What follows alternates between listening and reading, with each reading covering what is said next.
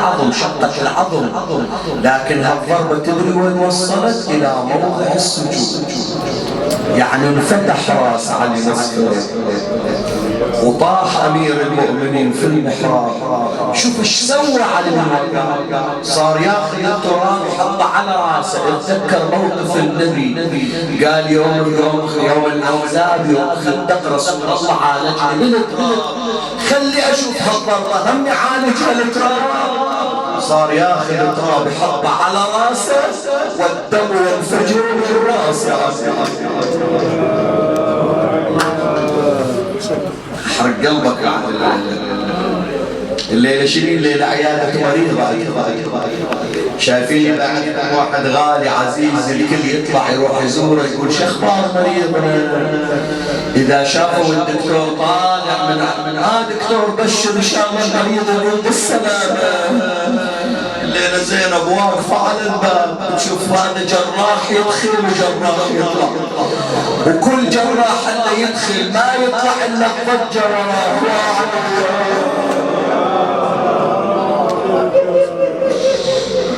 بعد القليل احرق قلبك. جابوا واحد مترفق. تعرف مترفق شنو يعني هذا يهون على المريض، يقول له ان شاء الله طيب، ان شاء الله علاجك متوفر وعلاجك سهل، المرضى هذه تقوم من عندنا. جابوا واحد اسمه حبيب ابن عمرو، قعد يا راس امير المؤمنين، قال له حبيبي احكي حكايه الى علي شويه طيب خاطره، شوف دمه شلون ينزل، شوف لونه شلون اصفر. قال فتح الضربه الي، فتح الضربه ايس حبيب ابن عمرو. قال لكن اريد اقول كلمه شويه تبرد. وعلي وتبرد قلوب اولاده. التفت اليه قال له سيدي لا يهولنك هذا الامر، فوالله ما هي بأعظم من ضربة عمرو بن عبد الود العامري. انت عمرو بن عبد الود العامري يوم ضربك على راسك شوية تراب خلاه رسول الله وطبت يا علي، وان شاء الله هذه الضربة اهون وبتقول إن نفحة الهجير لا تجفف البحر الخضر، وإن البرد لا يزلزل الجبل الأشم، والليث يضرى إذا خدش، والصل يقوى إذا ارتعش، وما جرحك هذا بظاهر. إن شاء الله السنة تعيد وياك يا حسين، نمر عليك يوم العيد ونشوفك لابس العمامة الخضراء، والسنة زينب تفرح وياك، والسنة إن شاء الله أبو فاضل يعيد وياك، وإن شاء الله نشوفك بالمسجد الحسن على يمينك والحسين على شمالك.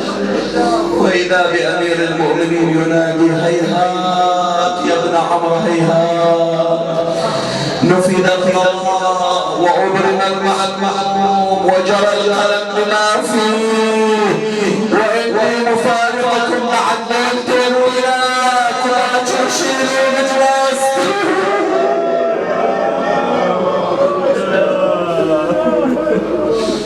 اخواني شفتوا الصيحة اللي صحتوها البارحة على علي شلون؟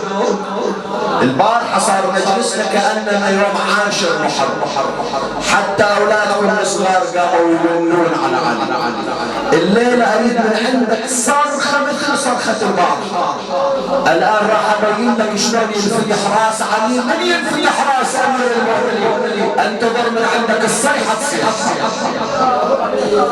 جابوا له طبيب اسمه أثير بن عمرو السكون، أدخلوه قالوا له أثير تعال شوف أمير المؤمنين، ترى اصفر لونه ونزف دمه. يقول أثير دخل صرت أمشي الناس قاعدين بتشافوني كل واحد معلق بثيابي. أثير الله الله في حمام المشاكل.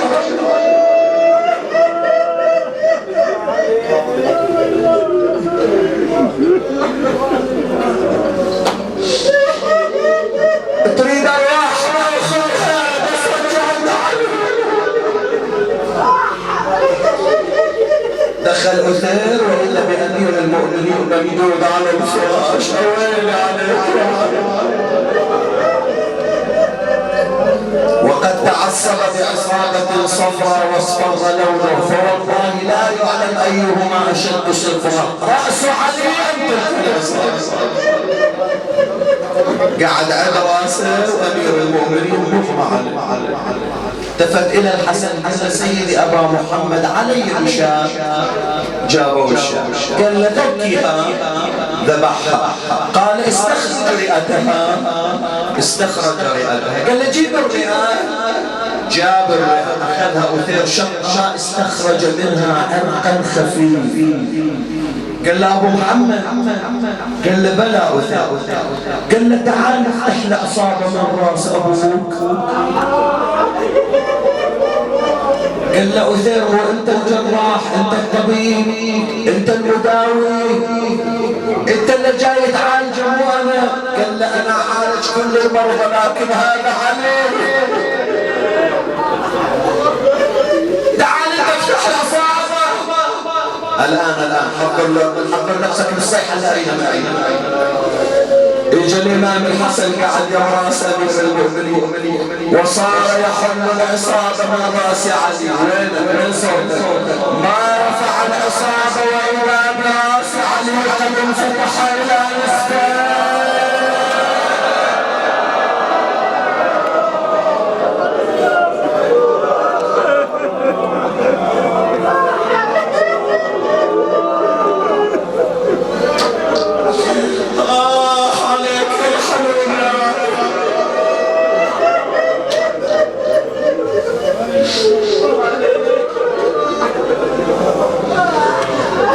خلى العرض في راس امير المؤمنين.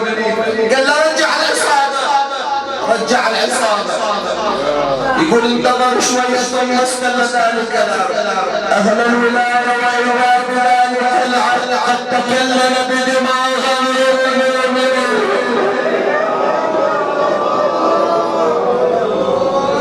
قال يا علي حد عهدك واوصي وصيتك، فان ضربة الشقي وصلت الى موضع السجود. فصرخ نخلا حاضرا صرخة واحدة ونادى عليه. افاق امير المؤمنين من غشوته.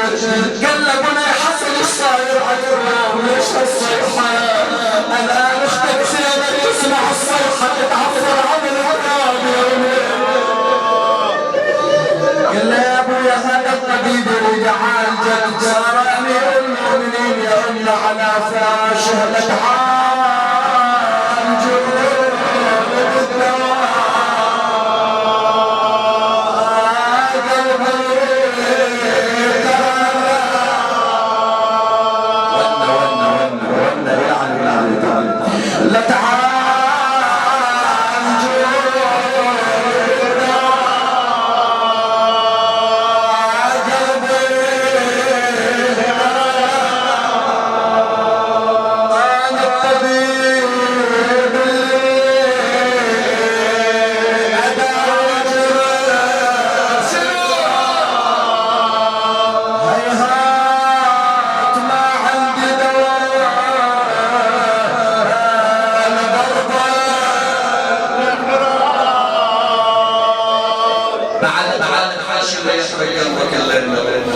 ما حد يقرأ ما حد يجيبه.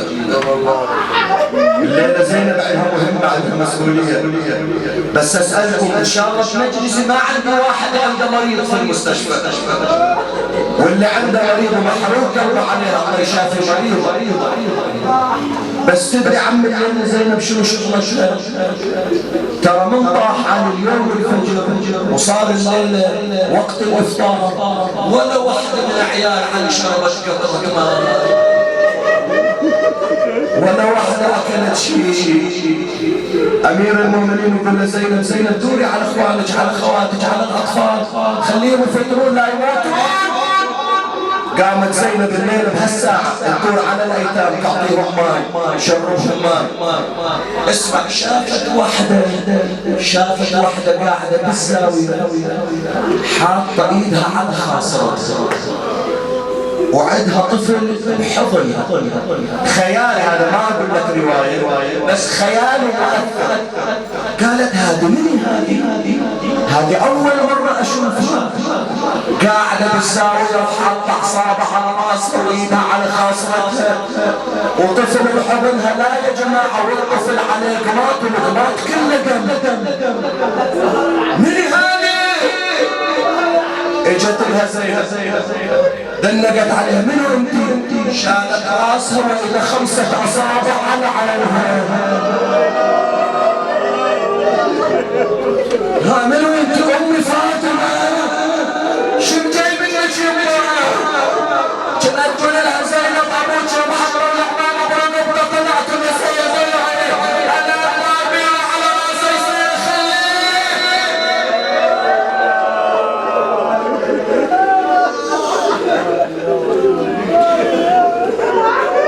هنيالكم اذكروني بهالدمعه وانا راح اعطيكم الى ابوها اقول له قوم يا شوف شو نزل حضرتك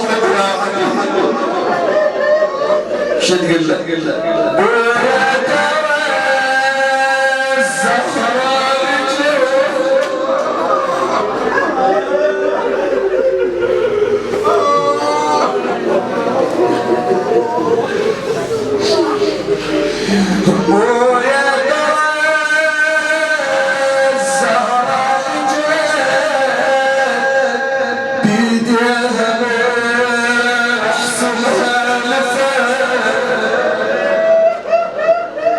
من شافته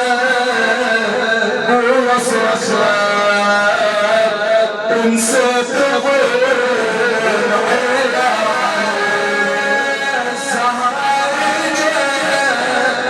بيديها احسنها مثال. من شافته وصرخت انسيت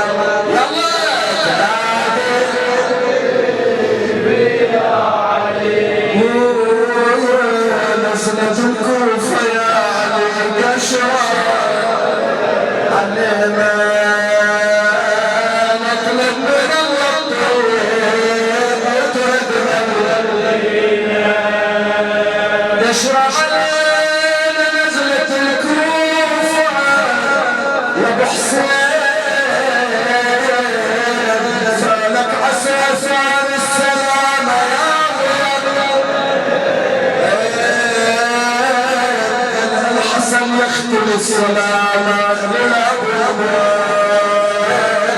ما تضرب السيف شقشقك جميل من ضرب الأمر التي حامل حمله هذا الطريق يقول سيف الرجال مسموع الزرابون حسب زيار بعد يوم لا نتغير والخطف ما تغير. يلا وياي صوت طويل ونص المنجة قالت يا عقلينك لبين الله وهذا جوابي عليك. قالت يا عقلينك لبين الله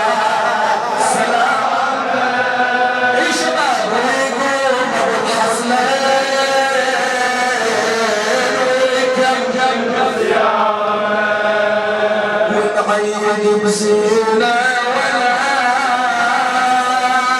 عيد كلها وثقل العيد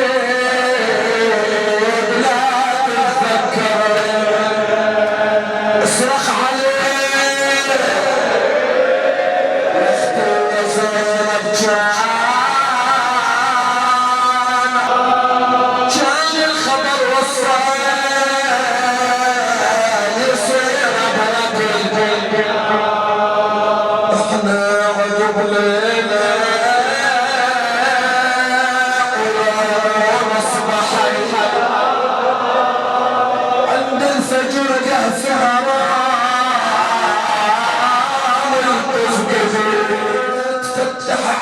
على الملتقى والدمع يجري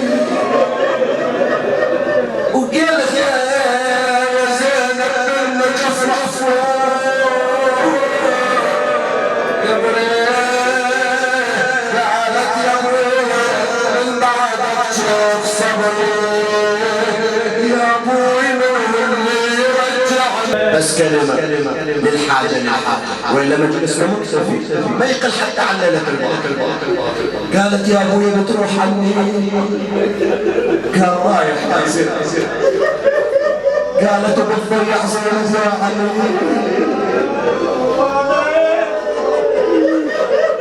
قال لها عندك اخوانك يا زينب عندك الحسن قالت واذا راح الحسن قال عندك ابو علي شوفي هذا ظلالك يا زينب قالت يا ابوي واذا قعد الشمس على صدر الحسن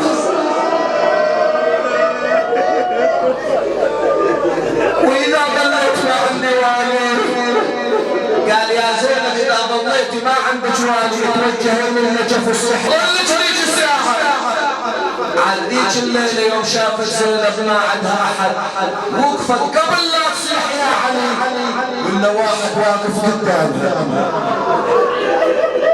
اي منو انت؟ انا ابوك يا زينب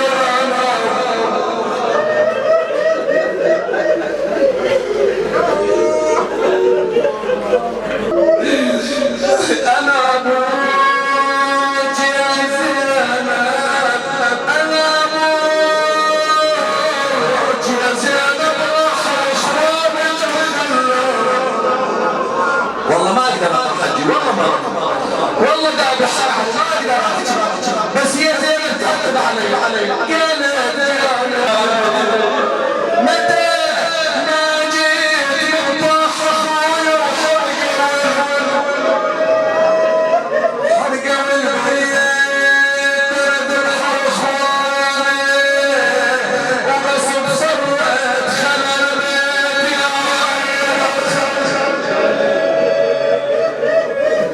ما يصفون وسلام على المرسلين والحمد لله رب العالمين والفاتحة مع الصلاة.